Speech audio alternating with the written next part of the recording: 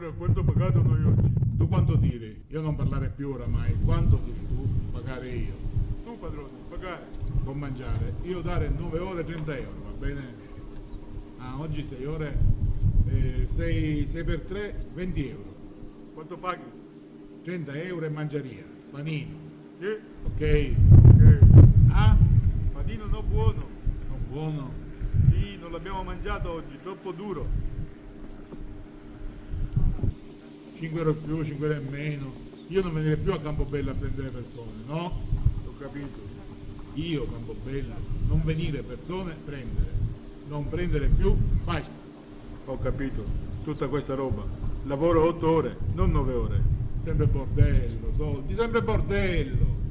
No, non bordello. Vendemmia bordello.